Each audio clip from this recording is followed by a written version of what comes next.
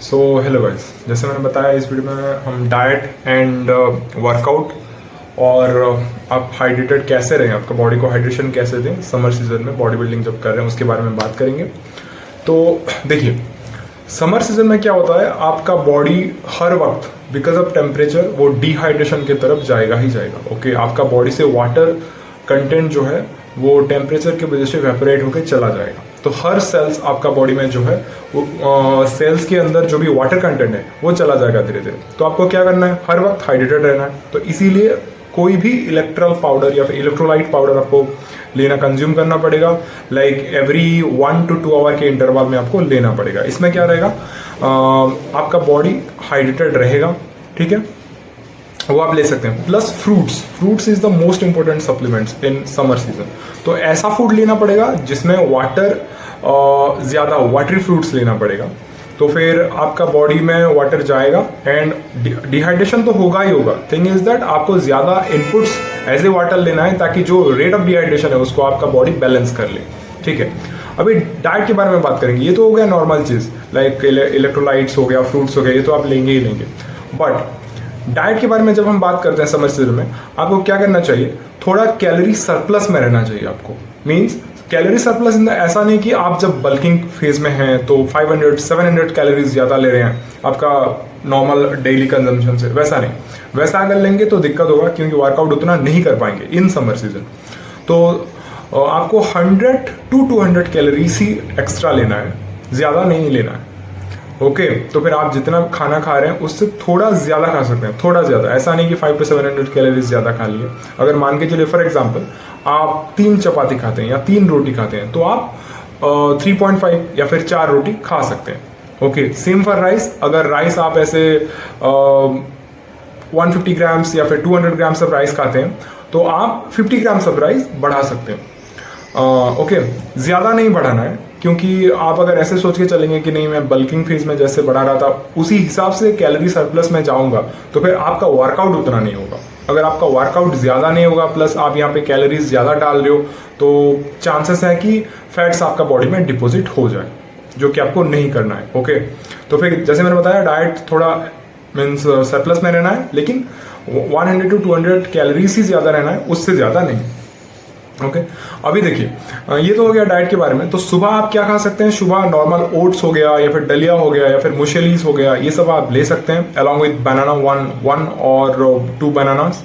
Okay, उसके बाद ये कंप्लीट होने के बाद आपका ब्रेकफास्ट, आप बीच में ऐसे पानी या फिर पानी में जो इलेक्ट्रोल जैसे मैंने बताया वो डाल के 1 to 2 आवर के इंटरवल में ले सकते हो। अगर आप ऑफिस जा रहे हो या फिर बाहर कहीं जा रहे हो जॉब के लिए या फिर घर में रह रहे हो, वॉट एवर आप पढ़ रहे हो, स्टडी कर रहे हो, जो भी, तो फिर रेगुलर 1 to 2 आवर्स के इंटरवल में आप एक बोतल में इलेक्ट्रोल पाउडर या फिर कोई भी इलेक्ट्रोलाइट ORS पाउडर जो कि फार्मास्यूटिकल शॉप में मिलता है वो ले आइए, उसको डालिए और रेडी रखिए। और एवरी 1 to 2 आवर के टाइम इंटरवल में आप उसको ले सकते हैं, थोड़ा थोड़ा सिप, एज ए सिप लेना है, एट ए टाइम सबको सब नहीं पी जाना है।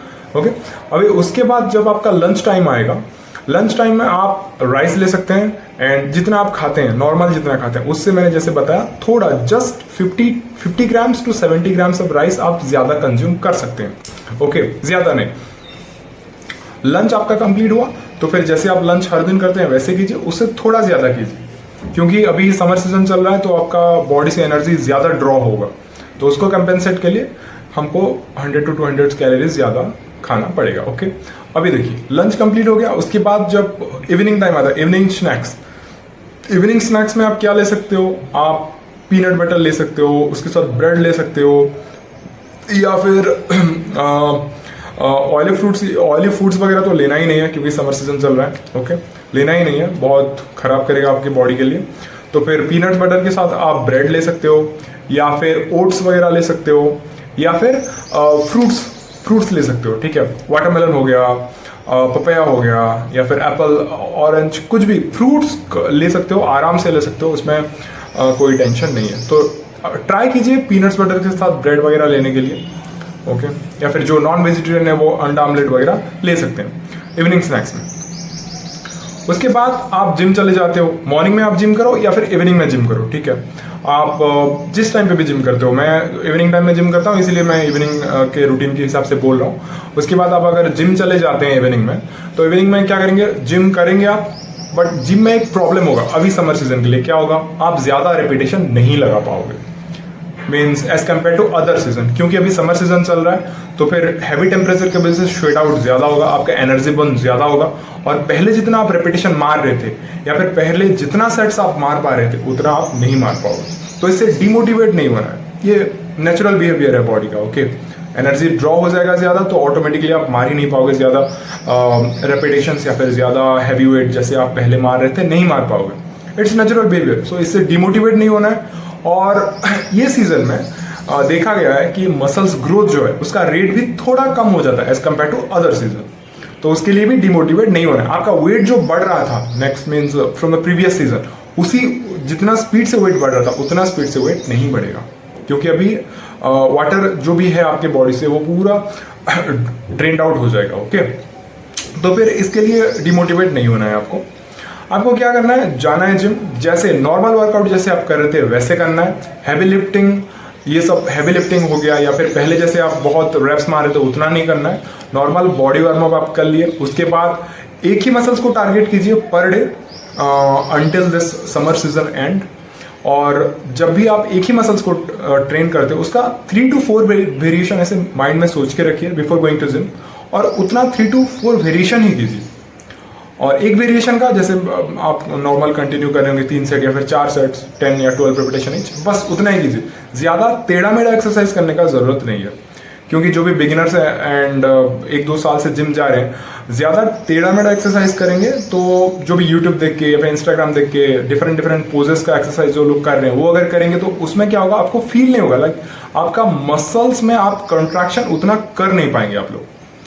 वो लोग जिसका वीडियो आप देखते हो वो ऑलरेडी एनहांस्ड हैं, तो फिर वो जब एक्सरसाइज करते हैं नया वाला उनको फील होता है, मसल्स में टेंशन फील होता है, लेकिन आप लोगों को नहीं होगा। आप बेसिक एक्सरसाइज से जुड़े रहिए, okay, that would be my recommendation. Basic exercise से जुड़े रहिए, इससे पहले बॉडी बना लीजिए, बेहतरीन बॉडी बना लीजिए, उसके बाद ये सब करना, ओके। स्टार्टिंग से अगर ये सब करोगे दिक्कत होगा, रिजल्ट नहीं मिलेगा आप लोगों को और अननेसेसरी टाइम वेस्ट होगा।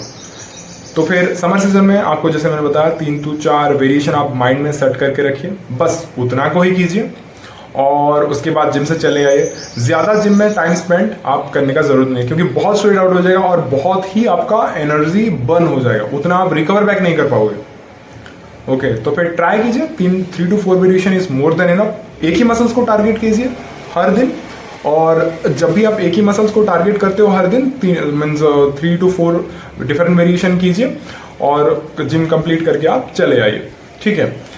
उसके बाद आप जिम से आने के बाद आप अपना पोस्ट वर्कआउट ले सकते हो, प्रोटीन स्कूप हो गया या फिर उसके साथ क्रिएटिन ऐड करके आप आराम से ले सकते हो।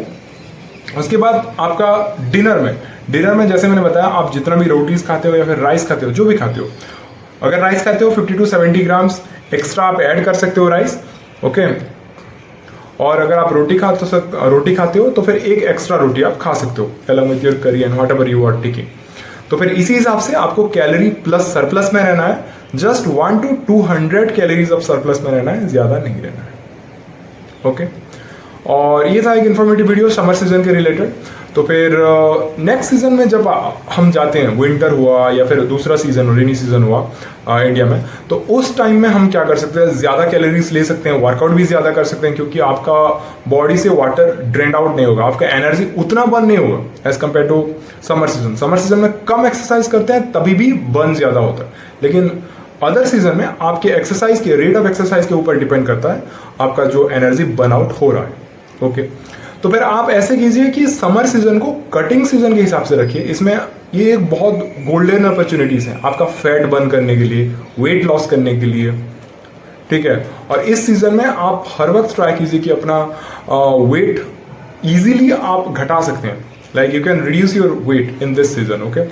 और फैट बर्न, जिसका बेली फैट्स है, एब्स निकालना है या फिर कटिंग करना है, मसल्स ऑलरेडी बल्क है उसको कट करना है, तो फिर ये सीजन को आप ऐसे कटिंग फेज ले सकते हैं, क्योंकि आपका यहाँ पे स्वेट आउट ज्यादा होगा, तो जो भी फैट्स है वो डिग्रेड मीन्स बहुत जल्दी होगा। The rate of degradation of fats will be very very faster in this season, तो आप इसको एक अपॉर्चुनिटीज के हिसाब से यूज कर सकते हैं। एंड नेक्स्ट सीजन जब आएगा विंटर या फिर रेनी, उस सीजन को आप as a bulking phase use कर सकते हैं।